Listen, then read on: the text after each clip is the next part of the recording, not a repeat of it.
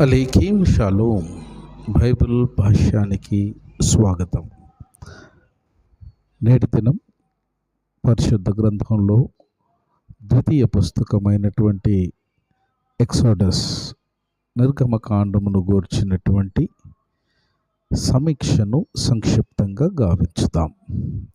నిర్గమకాండం అన్నటువంటి ఈ పుస్తకము ఏషియాట్ మిరాయిమ్స్ ఎక్సోడస్, గ్రీక్ ఎక్సోడస్ నుండి ఈ పదాన్ని ఆంగ్లంలోనికి లాటిన్ ద్వారా స్వీకరించారు.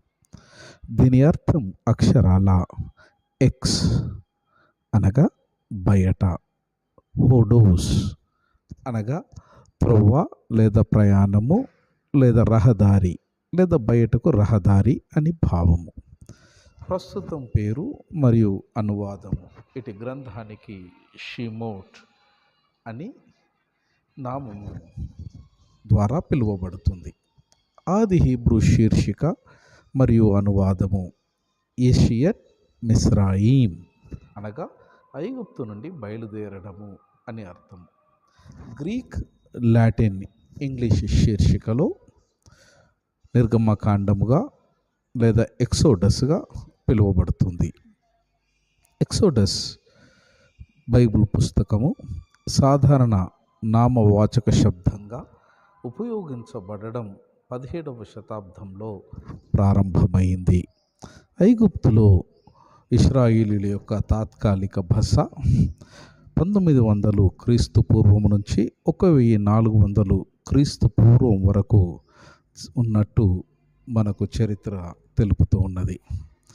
ఈ ఎక్సోడస్ నిర్గమ కాండం ఐగుప్తులో నుంచి ప్రజలు విమోచింపబడిన సమయంలో స్త్రీలు లేదా మహిళలు మరియు పిల్లలతో గాక 20 ఏళ్ళు పైబడినటువంటి పురుషులు 6 లక్షల మంది ఉన్నట్టుగా లేఖనాలు సెలవిచ్చినాయి.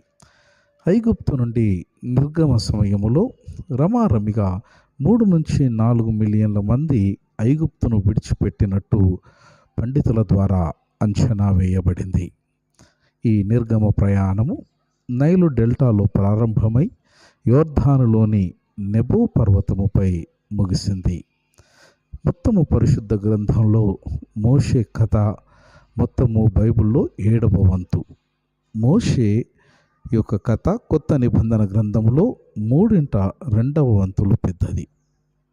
హీబ్రూ ప్రజలు మొదటి వ్రాతపూర్వక గ్రంథస్థము సుమారు క్రీస్తు పూర్వము 1398 నుంచి 1350 కెనాన్ నగరాల్లో ఈ ఎడారి నివాసమైన హబీరు యొక్క ఈజిప్ట్ ఎల్ అమర్నా అక్షరాలలో చరిత్రలో ప్రస్తావించబడటం గమనార్హం.